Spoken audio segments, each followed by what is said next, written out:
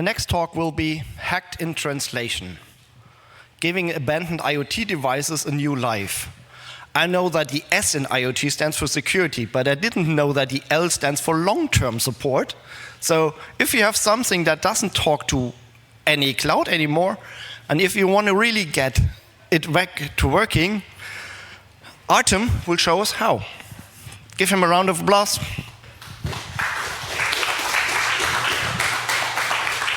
Thank you very much. Hi, thanks for coming to my talk. I know it's the last day, but you are all survivors of the camp, so that's pretty nice. It's nice to see people joining. A little bit about me. So I'm Artem. Hi, I am a software engineer here in one of the consultancies in the Netherlands, but I actually have a master's in electronics design, so but life turned out a different way, so I built a career in software instead. But I never forgot my roots, and sometimes I do some fun projects in my spare time, and this is one of those projects which I'm particularly proud of, because this is really something that I think is conference worthy, and I'm really happy to have the opportunity to speak about it here. Before I will dive deeper into the topic, I have a little disclaimer here. So first of all, I'm not an expert, right? All of the things that I'm going to be talking about, some explanations may be a bit shallow. If you know better, if you think, well, maybe you're wrong somewhere, or there's a better explanation for something, I'm really open to feedback. I will be really happy to hear from somebody that knows things better. Because I'm not an expert, and this was a fun project, this is just my hobby, right? I had fun doing it, and I had a lot of fun. And maybe throughout the talk you'll realize why, and in what way. There is no practical result. I mean, there is, but I don't think it is very practical. The actual result is this presentation, basically. It's all the learning that I had, all the things that I've discovered, and hopefully you learn something, and maybe it will inspire you to do a similar project in your spare time. Another thing is, so I've been sitting on this research for quite a while. I think I finished it last year, February or something. So some things might be outdated. Maybe there are newer tools, maybe there are newer techniques or whatever. This is fine.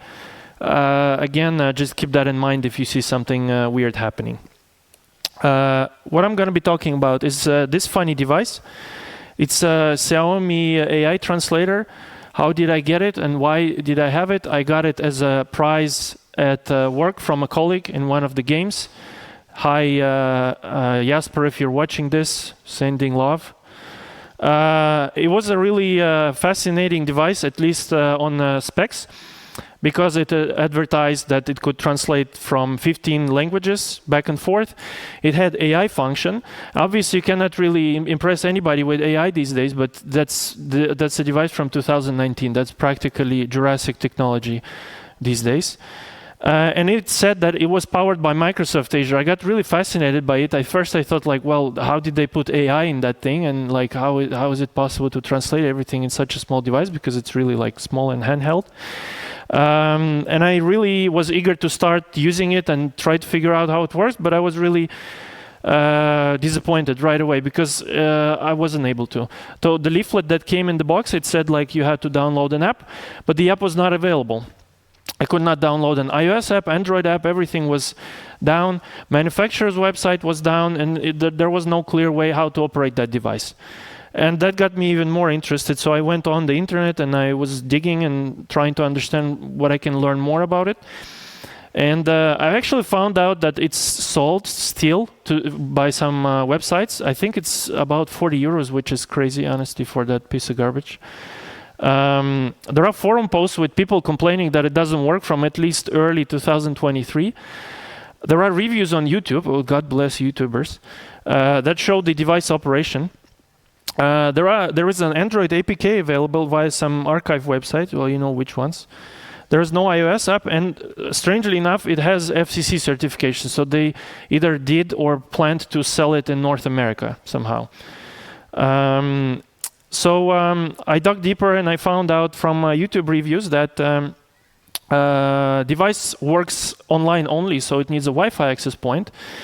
The Wi-Fi credentials are transmitted to this device via sound, so it does these funny beeps and bleeps. I'll let you hear them later. Once the device is online, you pair it with the app, and then you can interact with it. The app shows conversations log and everything. So I decided to try it out. Maybe the APK still works. I didn't trust to run it on my phone, so I ran it in an emulator. But the app errored on startup. So I looked at the logs. The server times out. It's not there anymore. It probably just meant that everything is down for good. There's nothing I can do anymore. So that opened me up for a challenge. Everything is down. The apps are not available. Device is effectively a brick. So any sane person would probably chuck it in the trash. Or we're actually all decent people here, right? You would consciously recycle it in an environmentally friendly manner. But I figured, I want to see and if I can actually make it work again. And for that, I need the missing piece, the servers, right? If I can make sure to understand how the server used to work, then I can make everything work and connect the app and the device and everything. So I started with the app. If you're not really familiar with how Android works and how Android's apps work, they're pretty easy to decompile. And in this case, I was pretty lucky because the app wasn't obfuscated in any way, so I got the original method signatures, constants, everything was there, as if I was more or less reading the original source code, which was beautiful. To help the investigation, I replaced the server address with my own, so I did, and also disabled HTTPS because I didn't want to deal with HTTPS and SSL. Maybe there's a certificate pinning. It's a whole other story. So I ran the app and I started to inspect the traffic. To inspect the traffic, I found this nice tool, which was called Mockun. It's a tool for API mocking. You start it as a HTTP server. It records everything you send to it, and then for each of those requests, you can actually say, well, once everybody calls you with these parameters, please return this data. So it was an easy exercise. I just see what the app sends to my server. I create a response looking at the source code and trying to understand what kind of data it expects, and then rinse and repeat until I was able to cover most of the app functionality. So I found out that, app can do certain things, but a few things stood out. So first, when you start the app, you need to log in on the server, which is, I would put quotes as a login because there's no login, there's no password, there's no registration process. It just uses your phone IMEI address to log in, which, yes, there is no way to prove anymore because the original servers are down. But I suspect that if I know your phone's IMEI address, I can just log in and view your conversation history and whatever data was stored on those servers. So security-wise, is a nightmare. The sound to generate the sound for Wi-Fi credentials was unfortunately generated on the server, which meant that I cannot really do anything about it. And then there were some other things, like you can configure languages for this device, update the firmware and stuff. So this part was over pretty quickly. Then I went on to inspect the device. As I already mentioned, there is a problem, right? Device cannot operate without Wi-Fi, and the credentials were generated on the server, so I don't know what algorithm they used, what exactly are you supposed to play to that device. But is there any other way to learn more how the device works? And of course, you got to take it apart. There is a familiar chip, ESP32, which is beautiful because then, there's lots of support for tools, and I can do a lot with it. There is a UART port exposed, our favorite trifecta, receive, transmit, and the ground. They were there. I sorted some wires, and I got it going. If you pay attention, then there is way more wires soldered than for the UART needs. That is because I tried to also get JTAG running, but unfortunately that didn't work out. I think my connection was too noisy, and actually at the end I didn't really need it. So that was nice. So I inspected whatever the device printed into UART, and it actually dumped a lot of information. Not everything was useful. There's just a lot of debugging stuff, and this is the firmware version and all this kind of stuff, not really related. There were some button presses, some miscellaneous stuff. And that wasn't really getting me any closer to solving it. So I actually remembered the YouTube videos watched, they actually showed how the device operated, and then people were also connecting their device to their network, which meant I could use the sounds from the YouTube videos and create samples, cut them out, those little pieces of audio, and try to replay it and see if my device understands it and if it's gonna try something. And I was really lucky. So I'll let you hear how this sounds. It's really funny. So the device would hear it, and then it would understand the credentials from it. And I was quite lucky because it would also print the SSID and the password into UART. So I knew, I had, I think, 3 samples from 3 different videos. So I knew the audio, and I know what's in it, and I just need to figure out how exactly it is encoded. It's clear that the signal is modulated somehow, so I went to inspect the audio. So the obvious candidates are, of course, the amplitude modulation and frequency. Obviously, there are more modulations, but we're dealing with the audible spectrum, so the other ones are pretty much directly disregarded. So I started to try to rule out the amplitude modulation. So with the amplitude modulation, you vary amplitude. That's how you encode the information. And the best way to prove that there is nothing encoded in the amplitude was to just normalize the signal, so all the peaks are even again. I played that to the device and it still recognizes. So that meant, well, it's definitely not amplitude modulation, which is really nice. Then I went on to see what is about frequency modulation. For frequency modulation, it's useful to look at the spectrum. So spectrum here, it shows the frequencies and the intensity of the signal. So the brighter those pulses are, the higher the amplitude is at those points. So of course, the x-axis is the time and the y-axis is the frequency. I found that most signal is between 2000 Hertz and 5200 Hertz. I filtered out the rest of the spectrum and the device still recognizes it. That meant that, yeah, I'm focused on, I guess, the essentials of it. So I ran some science and FFT analysis to figure out what are the main frequencies used there. And I found that there are 18 distinct frequencies across all 3 samples. And they are spaced out by about 200 Hertz. That signal had a pattern. So each chunk always starts with 2 pulses of 2000 Hertz and always ends with pulses of 2200 Hertz. And remaining 16 frequencies, so I mentioned like there are 18 frequencies. So remaining 16 frequencies, it's a nice number. It kind of suggests that we have a 4-bit encoding. So I went on to investigate all the different frequency modulations and try to figure out what it looks like. And I found a likely candidate, MFSK. So that's multiple frequency shift keying. That's when you use to modulate a signal using like an alphabet of different frequencies. So the number 16 means there are 16 different frequencies encoding 4 bits. So my theory was each pulse was encoding half a byte or a nibble.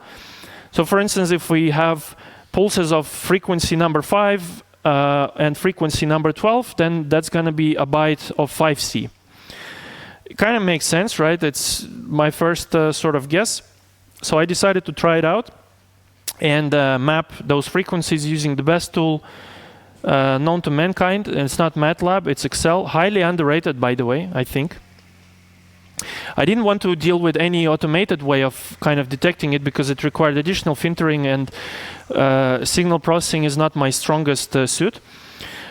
So I went on to create this Excel file. I tried very different approaches to kind of make sense and map all the frequencies. I would manually look them up in this spectrum graph and put them together and stuff, but nothing would make sense. The result was complete gibberish. It would look nothing like the credentials that I would see in UART.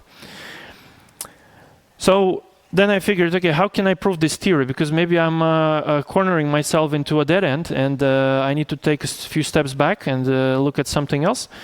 And I decided, okay, if I think that the data is encoded just by frequencies, what if I recreate the signal using those frequencies?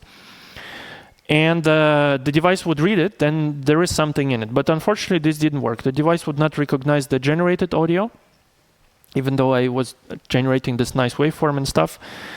And I was kind of stuck there. And I gotta say that actually, at this point, I gave up and went on to different challenges because if you think about it, I already know the working SSID and the password. I can just create an access point with these credentials and then just let it run. I didn't have to like create my own credentials necessarily. But for the sake of continuity, I will tell the story as I continued the research later on. I found some similar projects on the internet. A couple of mentions. There are some links there. The first thing I remembered about is this first link, the reverse engineering the Amazon Dash button. If you maybe remember, Amazon used to have these buttons where you can put them in your house, like next to your washing machine, and then it would, if you press on it, it would order washing machine detergent and stuff for you. And they used a very similar technology.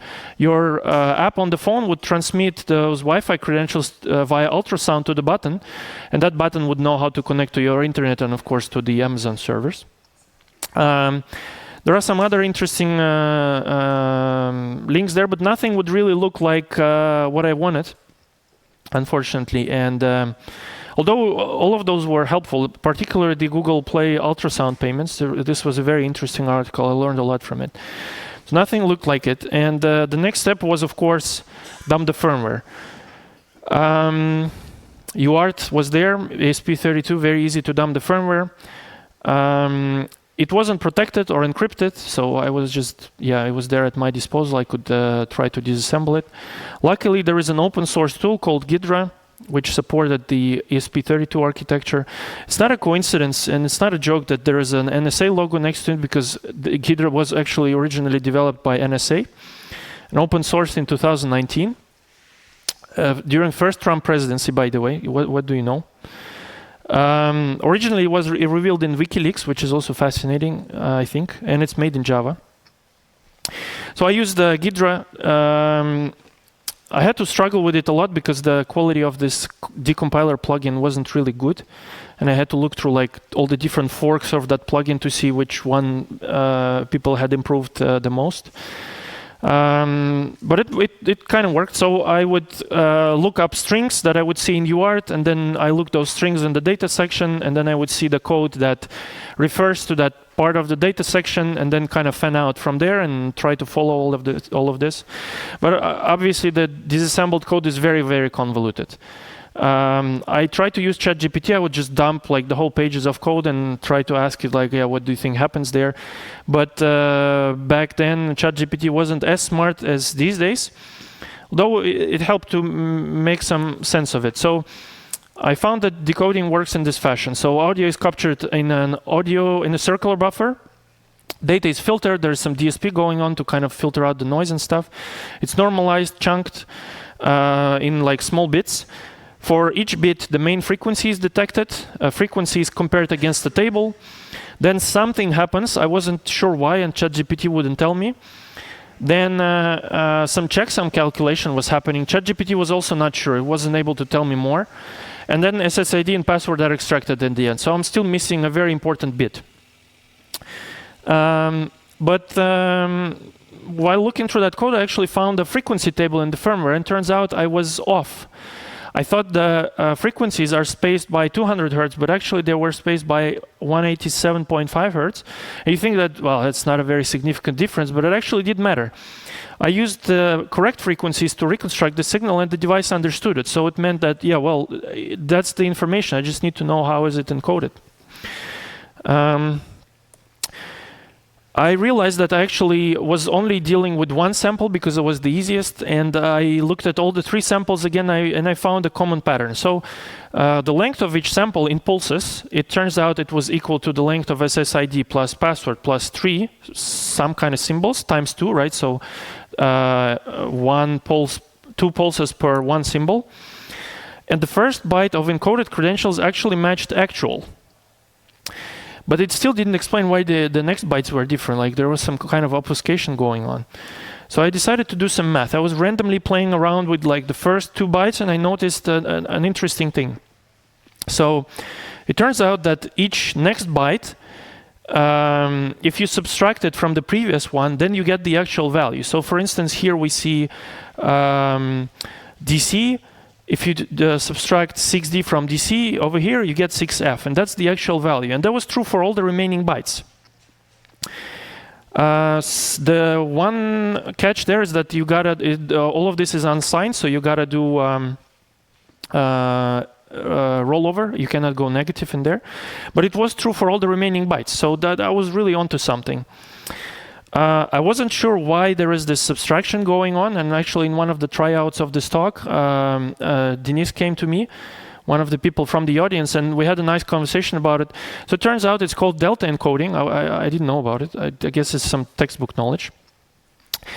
It's likely used to increase the entropy of the credential signal because you need to improve the reliability of transmission.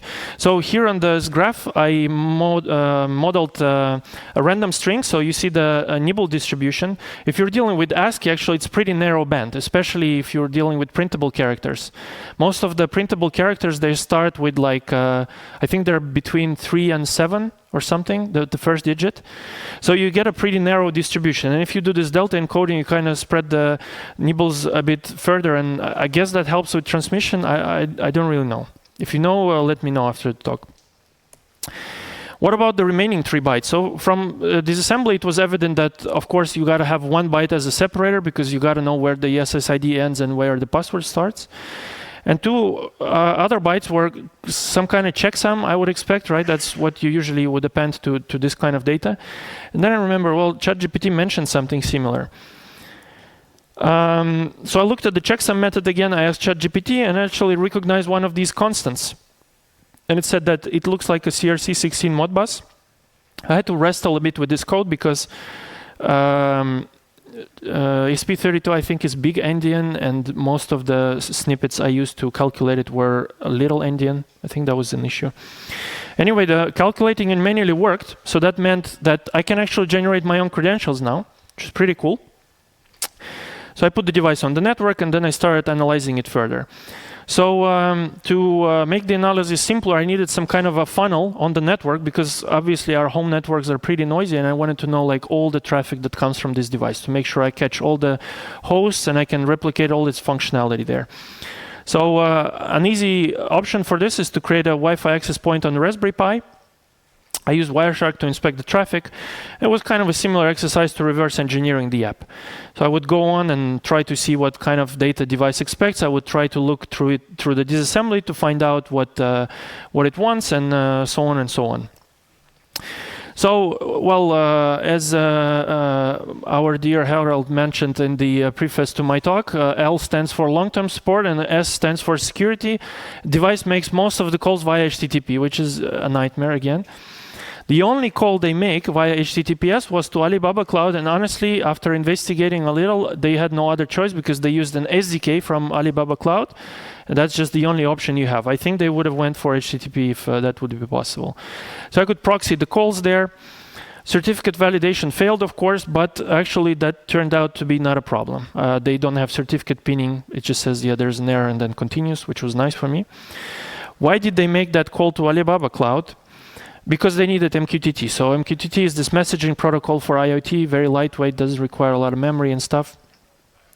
And Alibaba Cloud would provide you the credentials to the MQTT server, and they need the MQTT server to maintain a constant connection to the device to push settings to it. So I used the Mosquito server. I had to wrestle with SSL a bit. Turns out that the mutual TLS was not necessary, and I wasn't able to set it up correctly. But after I disabled it, everything worked. So that was also quite nice. And then the remaining challenge was, how do I decode the audio? So right when you press the button on the device, you speak into it, and then it translates it, and then it speaks to you your phrase in the other language. But I wasn't able to make sense of it. So I was intercepting the request that the device would make to my server. It said the content type audio opus, but no player would recognize this data. It was complete garbage. I didn't know what to do with it. I tried like different snippets on the internet. Nothing would make sense. So I started digging around the firmware again, the disassembly, and I found that it very closely matches open source libopus enc library, which is more or less like the reference implementation of that opus codec. I tried to decode audio using this library, but it still didn't work. I was kind of stuck. So I was doubting like whether I received the data correctly. Maybe it was encrypted, right? I had my hopes because, yeah, HTTP, maybe they did something about it. No, they actually didn't, spoiler alert. But I looked at the bytes again. So I show you a screenshot with the color highlighting, but I actually found about color highlighting after I was done. And it helped a lot because you can immediately see there are those weird groups of zeros around the audio data. So I started thinking like, well, what if that's some kind of separation and there are like individual chunks of the data? And turns out I was kind of right. I thought maybe first bytes are length, like 4 bytes, and it was kind of close. But actually, if I separate data into chunks, the length was always larger by 4 for some reason. So I didn't know why. And the decoder would still not accept the chunks. Like my theory was not really correct. So I decided to try out just skipping first n bytes and see when the decoder starts to understand it. And it worked after I cut exactly 8 bytes. So the chunk format became almost clear now. So I have 4 length bytes. That indicates the length of the next data. Then there are 4 mysterious bytes, which I didn't know what they were. And then there is an audio data. So what are those mysterious 4 bytes? So after mapping out libopus onto disassembly, giving all the methods correct names, all the constants and everything, I found out a very interesting piece of code which I overlooked. It turns out this is called final range. This is like an internal state of the decoder, and actually it works both ways for decoding and encoding as sort of a checksum. They don't really advise to use it as a checksum, but I guess the developers at the manufacturer side, they figured out that's a nice thing that they can use. And that meant I can decode the audio. I gotta tell you, once I was speaking to that thing a lot, trying to decode it, and I was never happier just hearing my own voice. It's like never happened before. And I thought, okay, I have this compressed audio. I wanted an extra challenge. So I thought, why am I decoding it into WAV, which is obviously raw data, it's massive, and I already have this compressed data. I want to also put it in a proper OGG container, which Opus is meant for. I'm not going to dive deep into like specifics of it. It's probably worthy of a presentation of its own. But documentation is impenetrable for me. Like I wasn't able to understand it. It's if you ever read one of these RFCs, this is like that, but even worse, like 10 times. So I had to rely on like random articles on the internet of people also implementing it for their whatever embedded projects. But actually, at the end, I was able to generate proper container, proper table for interleaving all these chunks, and all the checksums were correct, and I was able to confirm it using the official tools from Opus, which was really nice. So now I got the full spec of device functionality. Then the device would register on the server. It would report metrics, SSID, retrieve server credentials for MQTT and all the other things. At MQTT, it needed to receive settings for language, so you can change the language settings in the app, and also to update firmware. I didn't really dig deep into how it updates firmware because I could just dump it and upload it back. So I don't really know how it works. It didn't really matter. So the next thing was, of course, the AI, right? I was kind of on this path of figuring everything out and stuff, and I got inspired to think like maybe I can just replicate exactly replicate the server functionality as close as it was. And there was this intriguing inscription on the back saying powered by Microsoft Azure. So I went on to see what kind of AI offering and translation Microsoft has, but it was really underwhelming. So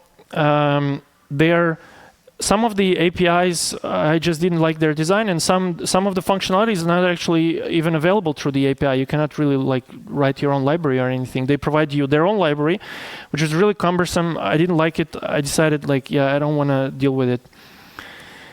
So I went on with another option with OpenAI, which was far more fancy, of course. You can say, well, you're talking so much about privacy. Why didn't you, implement a local model and everything?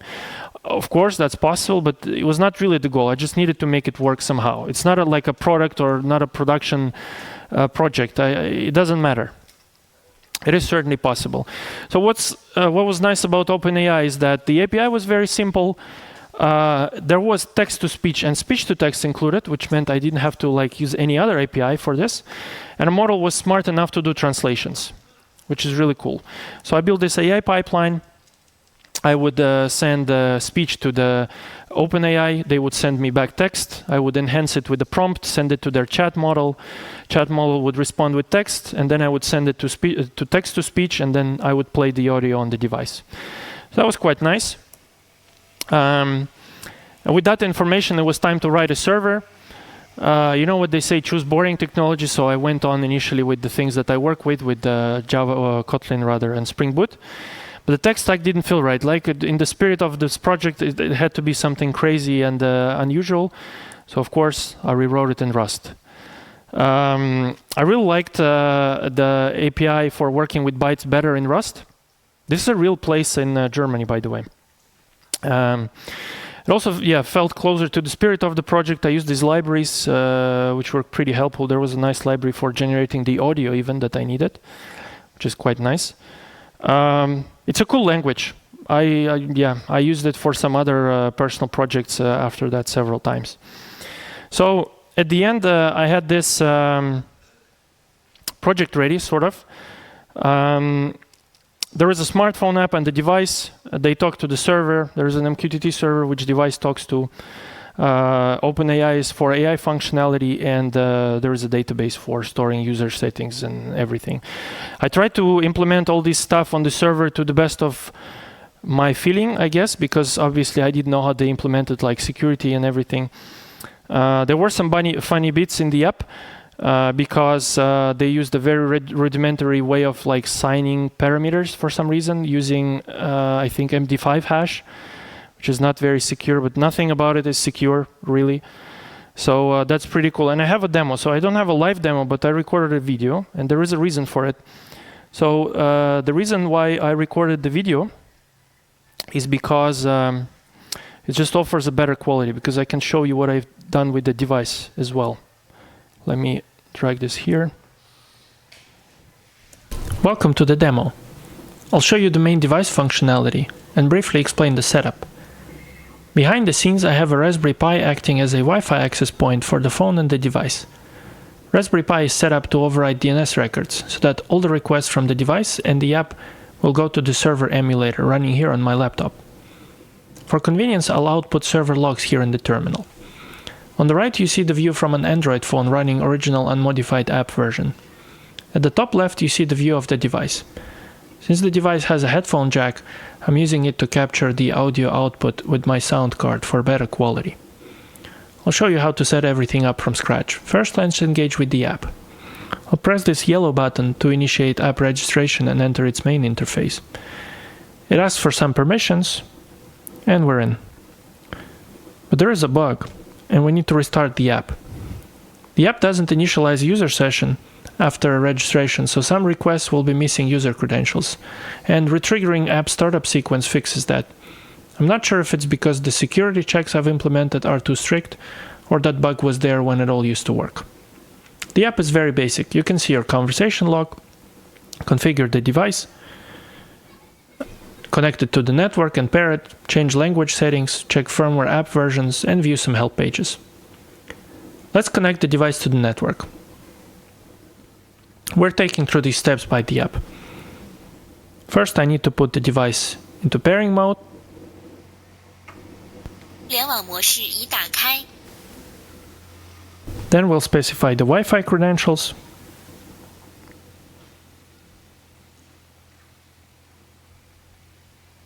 And the app is now ready to sing its song. 联网中，请稍后。联网已成功。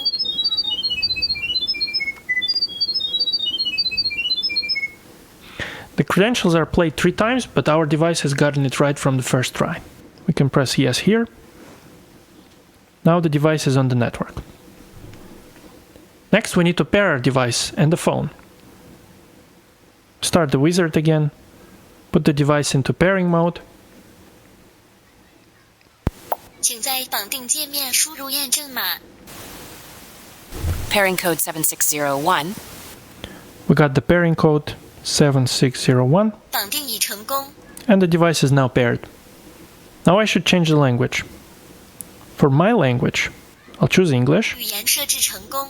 And for the other language, I'll choose Dutch. 语言设置成功。Let's try our translation. Hello and welcome to WHY 2025. Hallo en welkom bij Y25. Nice, it worked. Let's try the other direction too. I'll use the Dutch phrase that I know very well. Beste reizigers, de sprinter naar Utrecht Centraal vertrekt over enkele minuten.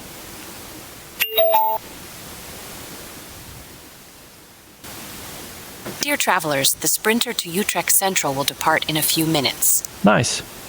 We can go back to the main screen of the app and see the conversation log. Oh, by the way, there is another weird bit in there. Which way do you think you need to scroll on this screen to refresh it? Exactly.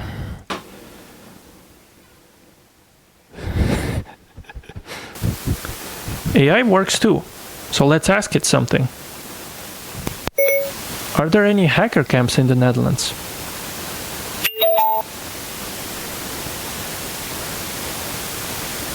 Yes, the Netherlands hosts hacker camps such as May Contain Hackers, MCH, which takes place every 4 years and is part of an international series of hacker camps. That's pretty much it. Thanks for watching.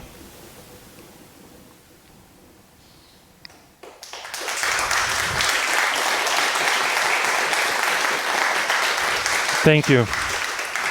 Thank you. Yeah, it worked. I mean, doing a live demo would probably be more fascinating, but then I can show you what the device does as well, because then it's kind of hard to do it here. So that's pretty much it. There are some takeaways there. Security and privacy in IoT remain an issue. Well, you can probably say, well, this device is from 2019. Things surely improved. Give me a break, okay? What made you possibly think so? AI is penetrating even the most gatekept industries these days. If anything, it will become worse, I think.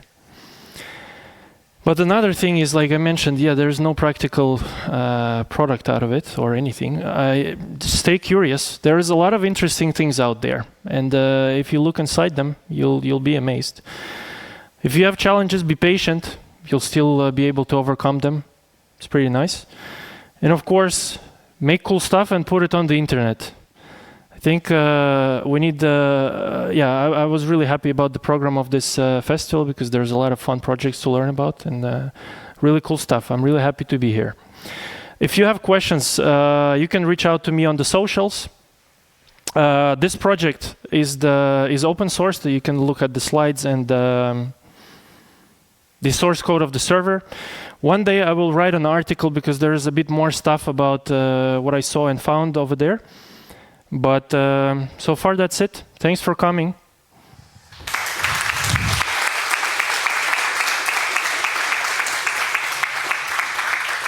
Thank you very much. I learned a lot again.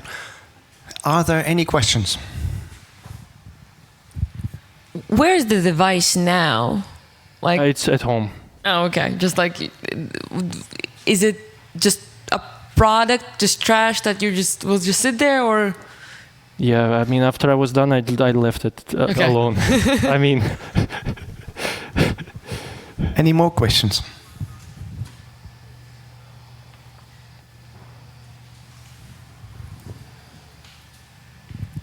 Okay, then thank you.